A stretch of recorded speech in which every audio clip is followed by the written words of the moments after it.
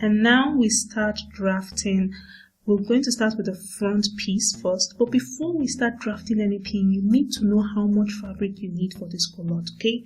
So pause the video right now to see how much fabric you need. Just understand that if you are using a fabric like mine that has borderline designs, you're going to use more fabric than the person that is using plain fabric. So you're going to cut a rectangle of fabric. The top of the rectangle is supposed to be half your hip plus 4 inches, and then the side of the rectangle is going to be the desired length of the trouser you're making, okay? The desired length. I want mine to be above the knee, and that's what I use for my desired length. So after you have cut that rectangle, the next thing you want to do is you want to fold into two equal parts. Okay, and when you're doing this, please make sure that the wrong side of the fabric is facing you, because we are doing freehand, and when you're doing freehand, you're going to be using chalk and making a lot of chalk markings. So you want to be sure that you're making all those chalk markings on the wrong side of the fabric, not on the right side. All right. So the first thing I'm going to do is mark my horizontal reference points of reference lines, starting with the crotch depth. Okay, so I'm marking the crotch depth of 10.5 inches. All right, like I said before, in the measurement video, I said I'll be using 10.5 inches for crotch depth. Okay, and then I just draw a straight line to connect the dots so that you can see it clearly. All right, it's easier for you to see straight lines, for the camera to see straight lines clearly than to be seeing dots, and it's also easier for the eye to identify a straight line. Then I'm going to come in by 4 3/4 of an inch. Remember that 4 3/4 of an inch is what we got for my crotch extension. All right, so I am coming in by the crotch extension. Okay, you need to do this first so you don't forget. And then I'm going to draw a line and extend it all the way to the top of the fabric, from the hemline all the way to the top of the fabric.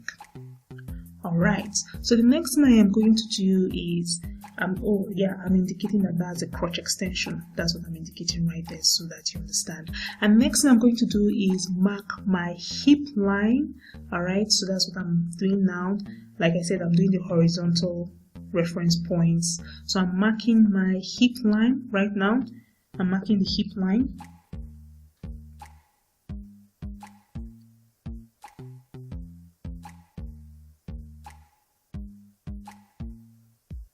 And then I'm now drawing a straight line connecting the dots, just so that you can see it clearly. The eye can see it clearly. And then after that, I will now start working on the waist. So I added 1 inch to my quarter waist. Okay.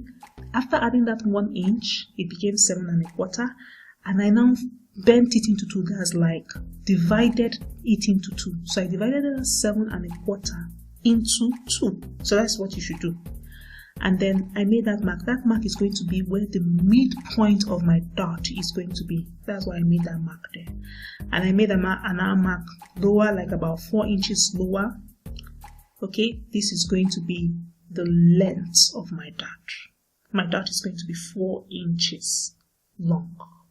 Alright, so I'm going to draw a straight line connecting the midpoint of my dart all the way to the length, the intended length. They are all what? The same distance from that straight line we drew. So on either side of the midpoint of the dart is half inch. On either side, half inch. And I'm just, completing my dart right now. So after this, the next thing we're going to do is we're going to do jumping of the dart. So first of all, I'll measure from that tip, the tip of that straight line all the way to where the dart starts. I'll jump the 1 inch dart and continue measuring till I get the waist measurement. Okay, the complete waist measurement, which is 6 1/4, and I'll now add my 1 inch. Add the 1 inch. Alright, I'm adding that 1 inch for seam allowance. That 1 inch there is for seam allowance. Alright, and it is 1 inch because I'll be using ½ inch on either side. Okay, so I'll be using ½ inch sewing allowance on either side. So I'm measuring my quarter hip right now, and I'm adding 1 inch as well. I'll add 1 inch for seam allowance. Okay.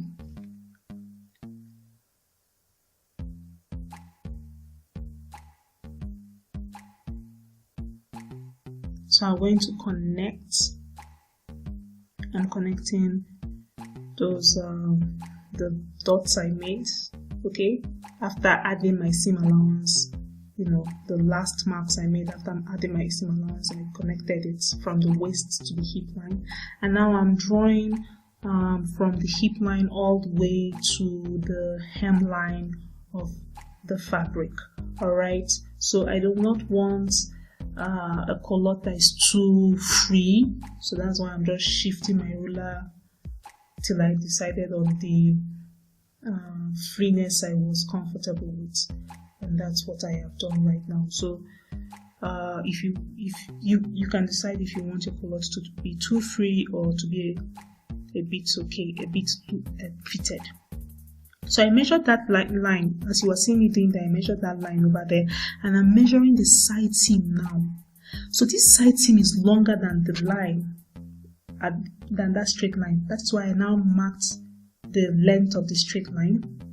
Okay, I marked it there, and from there I'm drawing a slanted line all the way to the midpoint. So somewhere around the middle of this front piece I am drafting right now, somewhere around the middle. Okay.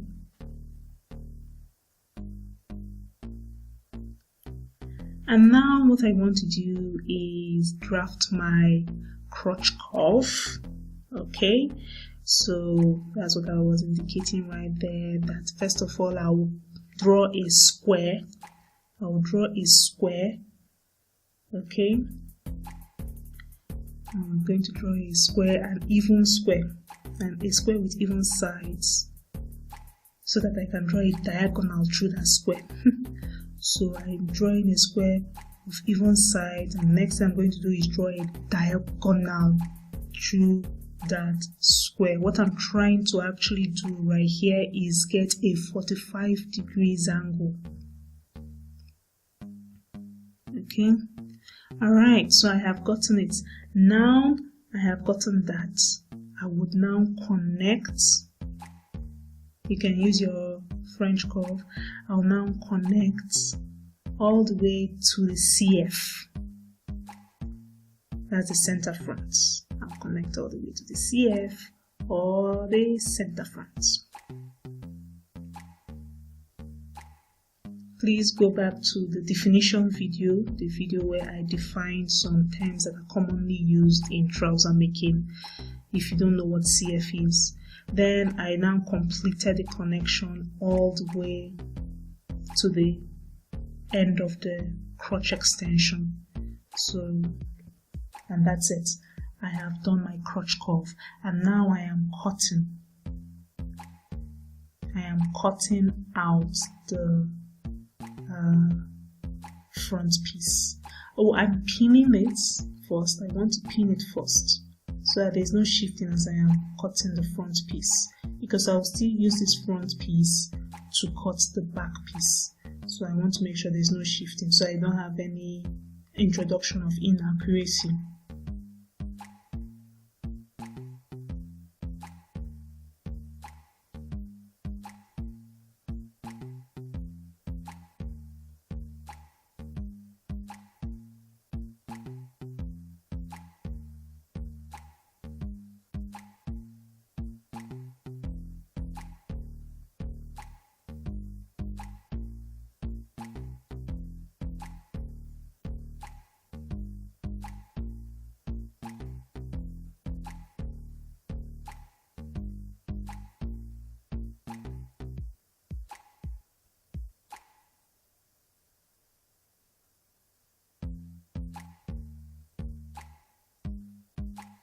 And then I now notch the dart points, just so when I go to my sewing machine I know it starts there. And then I used tracing paper and my tracing wheel. I put the tracing paper beneath, and I now traced out the dart. That's the first dart that I drew. I traced it out onto the other side, onto the wrong side of the other front piece. I traced it with a tracing paper. and tracing paper and tracing wheel. And that's it.